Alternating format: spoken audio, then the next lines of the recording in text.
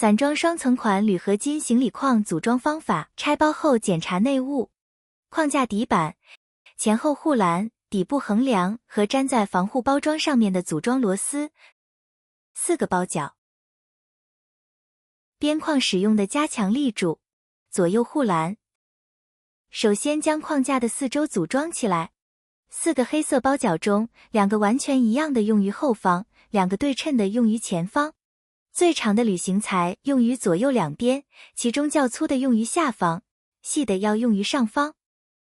前后护栏的型材中，三角形横截面型材的用于框架前方，横截面和左右两边相同的是要用在框架的后方。最宽大的型材要用在框架前方。然后我们拆开组装螺丝包，准备进行组装。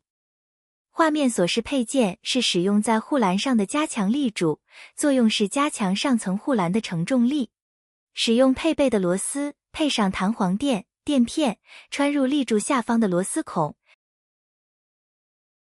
拧上4方头的螺丝片。拿起左右两边的护栏，带有轨道槽的一边朝向地面方向，将立柱上刚才穿入的4方头螺丝片滑入轨道内。然后将左右两边的上方护栏，也就是比较细的铝材穿入立柱的预留孔内。穿入时候注意，螺丝孔要朝向框架内侧，铝材的下方和内侧都是平直的，而框架外侧方向是有弧度的。接下来将框架的左、右、后3个边框与包角进行组装，注意护栏的螺丝孔都是朝向框架内侧的。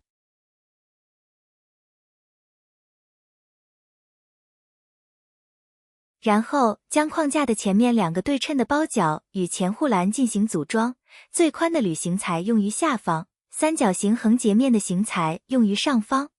螺丝孔也是朝向框架内侧的，这条护栏也是有区分左右的，如果不能顺利穿入，可以左右互相调换一下就可以了。注意，底部的铝型材与包角连接是不需要使用螺丝的。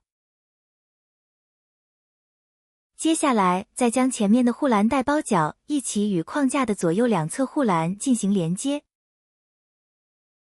框架的4周连接好以后，可以将框架拿到地面，用手进行拍打，使得4个角的铝材达到最深为止。将带有尖的自攻螺丝使用螺丝刀固定。出厂时候只在铝材上面预留了固定孔位，而没有在塑料角上预留孔。此设计是为了使用自攻螺丝固定后可以达到更加紧致、牢固的状态。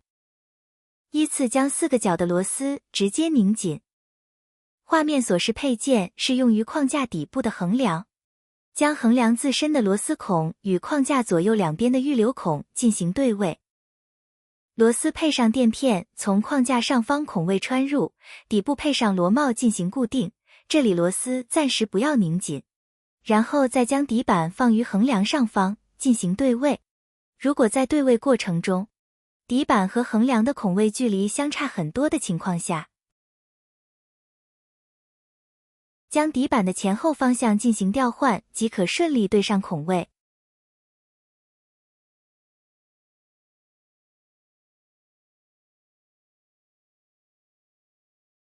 使用螺丝，从上方配垫片穿过孔位，在下方拧上螺帽。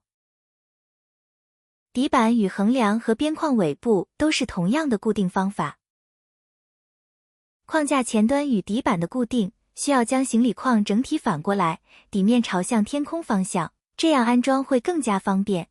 这里的螺丝朝向需要和其他位置的相反。螺丝从框架底部穿过，螺帽在框架内部进行固定。